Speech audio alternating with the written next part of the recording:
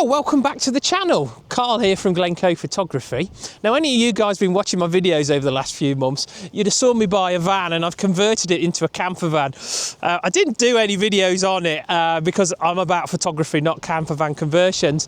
But after about 8 or 9 months, and it's been a right old slog, I've got to say, a few technical issues, but we're there now. I've finally finished the van itself, so you can just see it behind me. And just as I pan around, look at the view behind me here.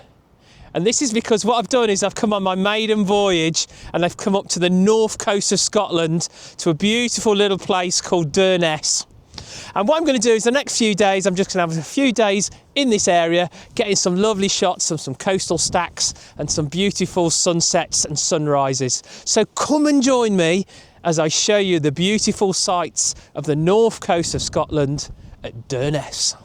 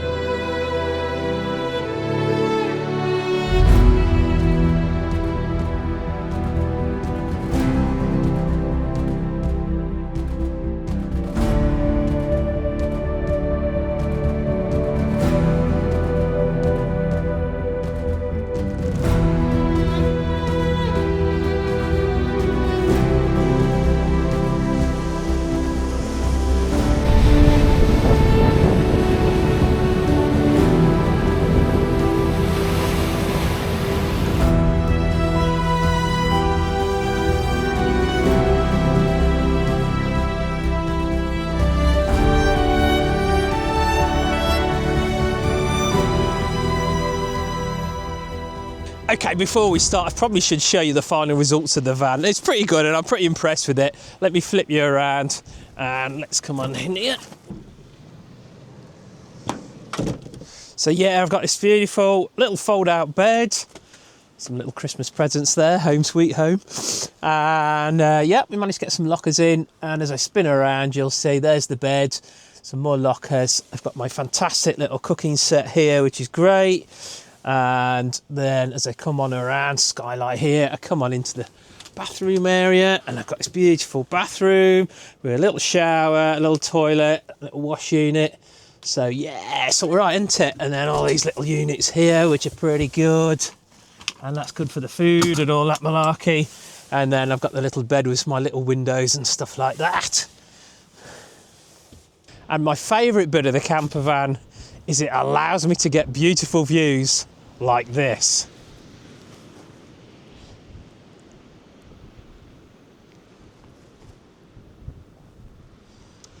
Okay, that's me all set up. So I think what I'm going to do is it's this beach here, this is called Durness Beach and it's just teasing me. Even though it's sunset, I'm not really going to get much of a sunset. I still want to get down there. The tide's coming in and maybe a bit of water around some of these sea stacks is going to be great. Look at the turquoise colour of the sea as well. So I've got to get myself down there just for a quick starter before I really start tomorrow and get into the images tomorrow.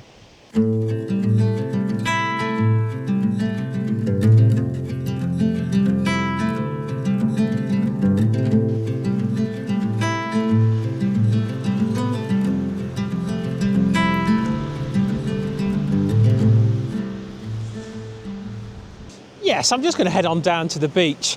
I think there's a few sea stacks over there. Now the tide's coming in, they're kind of getting surrounded. I'll flip you around and have a look. So these ones here, this one in particular is actually right behind the water now. It's just coming all the way down. I noticed the sea is definitely coming in. So if I get down here somewhere, I might get a nice view of that. I'm kind of toyed whether to keep some elevation. I'm slightly up a little bit here, but unfortunately I've dropped my tripod and that's fell down the bottom here. Look, I'll show you that. There it is. I've dropped it, it's rolled all the way down there, so that's going to sort of commit me to going a bit lower.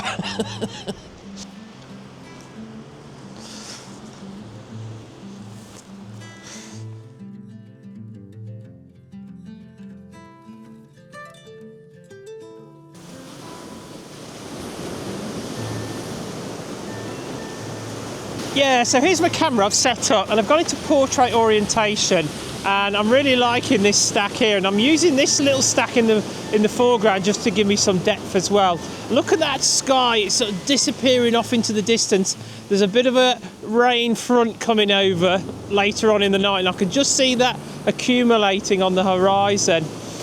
So it's all about getting the waves correct. I've gone for quite a slow shutter speed, but not too slow.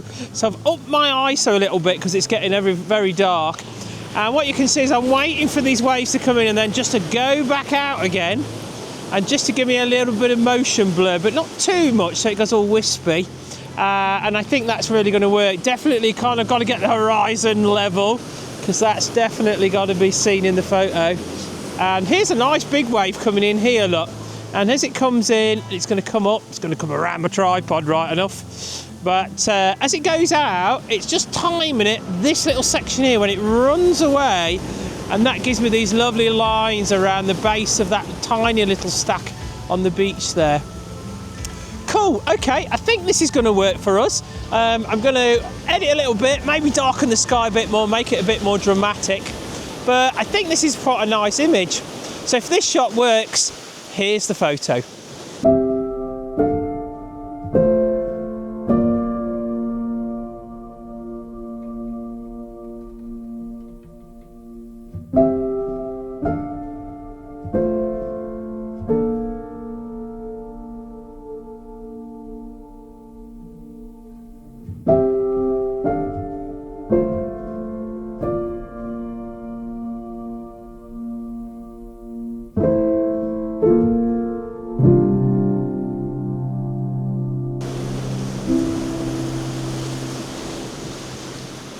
Yeah, I think that's definitely time to come away.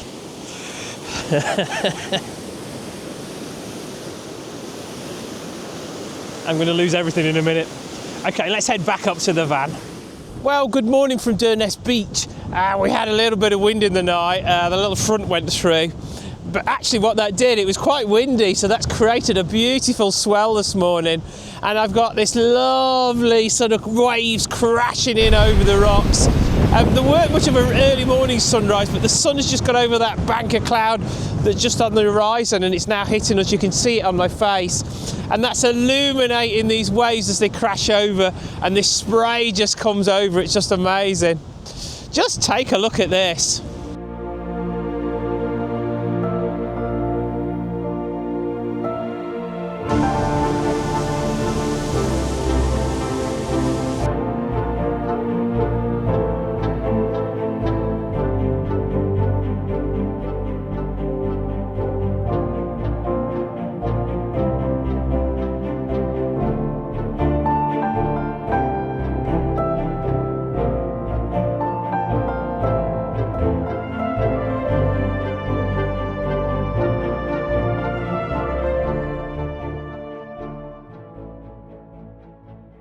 Yeah, so there's the van up there. That was my campsite for the night. I mean, you can't get a better view than that. What a way to wake up. I've actually walked down the beach a little bit, and I've come on there. There's a little peninsula that sticks out. There's the sun straight in front of us. And then I get this lovely little rock formation just here. I've struggled an awful lot. I've been trying to find a foreground, and it's been really difficult to find that foreground. I've tried different lenses. I put the big lens on, I've put an intermediate lens on, I've put the wide angle on, and I actually struggled to find a foreground interest. The background was just a given, but just to try and find something in the foreground was a real challenge. But I think I found something, and I've gone over here and I've kind of got a nice rock that kind of leads the eye to this little stack that's in the middle of the sea here, and it's just getting absolutely battered by these waves as they come in. So I think this is a good composition. Now what I've done is I've gone handheld, because what I'm trying to do is to freeze the action. So I'm like 200th of a second to try and freeze the action as the spray comes up. So actually it's quite nice to be have that freedom of being handheld. Okay, let me talk you through the composition. Yeah, so as this spray comes in, you can see I'm using this kind of rock here, and as it comes in and it crashes up and splashes everywhere. It's just a great sort of scene, and trying to capture that is really important, to freeze that action as fast as I can. Here's another big one coming in, look. Wow, look at that. That's fantastic, isn't it? Oh, here it goes. I was standing down here and I nearly got my feet wet. I seen this big one coming in, so I had to make a run for it. Cool, okay, so I'm going to use this as a foreground interest, and then it's a case of just waiting for the right wave. I did get this little boulder here, this little stack here, and it's timing it so it's not completely hidden there. It was hidden there, look. And also when the wave crashes over it, I still want to see the stack, but a bit of wave coming up it. So it's all about the timing. These waves come in kind of sets, so it goes calm for a bit, and then you get this nice set. Anyway, as this another one comes in, this big one coming in here, can you see that rock there? Yeah, so it disappeared now, so I kind of wanted that just before it vanished, surrounded by waves. Okay, I'm going to wait for a couple of good ones, and when I found the best one, here's the image.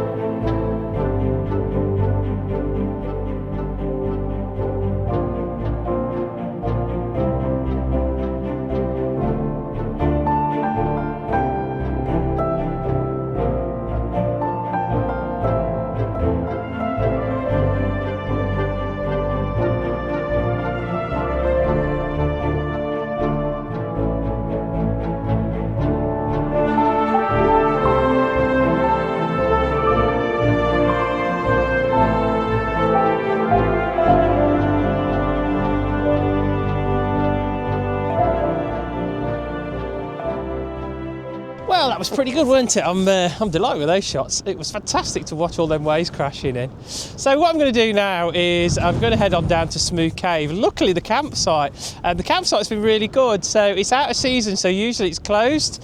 But you can pay like 20 quid a night, and that gives you access to the site and some electric hookup, as long as you're self-contained, which just works fine for me. There's only 3 of us on the site, so it's a great time. End of February is a great time to come here. So I'm going to head on down this peninsula behind me, and then just in between it is Smoo Cave.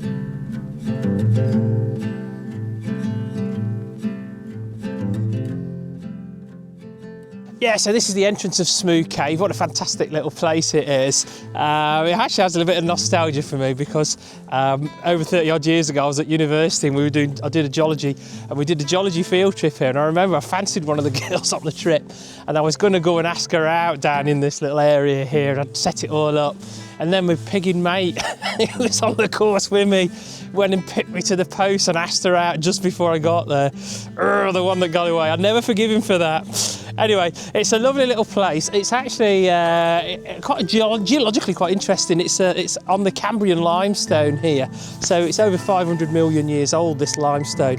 And what happens is the crack in the rock here gets sort of worn away by the sea. But then there's another cave at the back, and that cave has been worn away by a river, and it's kind of a classic geological example of karst landscape, which is these limestone features which gets worn away by this slightly acid rain and then creates all these beautiful caves. Cool, so let's go inside and see if we can get some good compositions.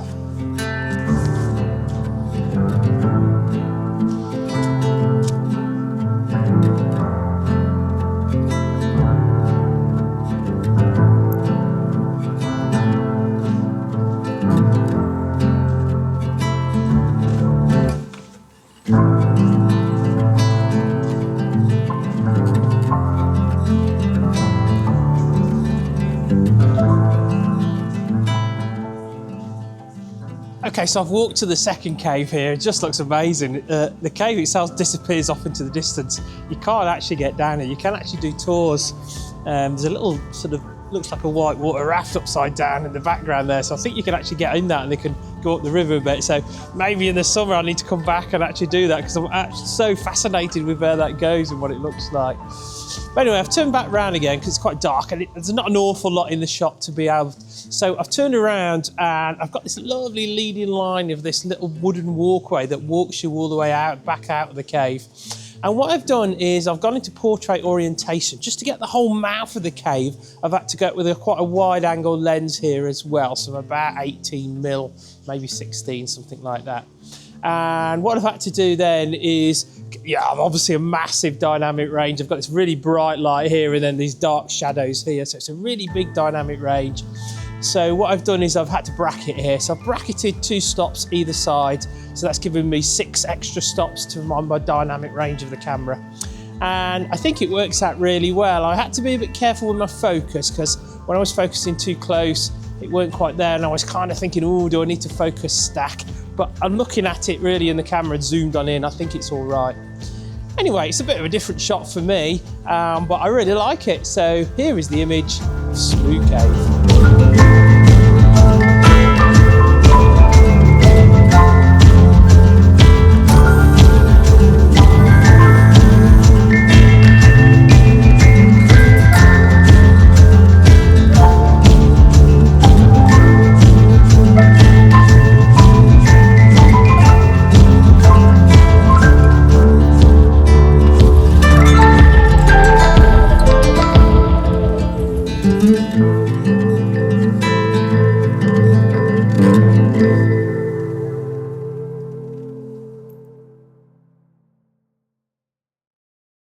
Yes, I've had a great time in Durness. It's been absolutely brilliant and just had some great shots here. It's what a lovely, beautiful place, and it's completely, I know it's on the NC 500, so it can get busy in the summer, but this time of year it's just so amazing. So yeah, get yourself up here out of season and you'll have an absolutely brilliant time. Cool, well thank you so much for watching. As usual, do me a favour, if you like what you see, give me a thumbs up. And if you really like, click on the subscribe button and I'll get your notification every time I post. I'm posting when I can. I'm busy with tours at the moment, so I keep trying to post as much as I can. But yeah, the tours take precedent, I'm afraid. Fantastic. Oh, and by the way, I've still got 2 places on my December tour. Talking of workshops, I've still got 2 places left. They will sell out pretty quick. So if you're thinking about it, get on there quick because within the next few weeks, they'll all be gone. Cool, well thanks for watching and we'll see you in the next video.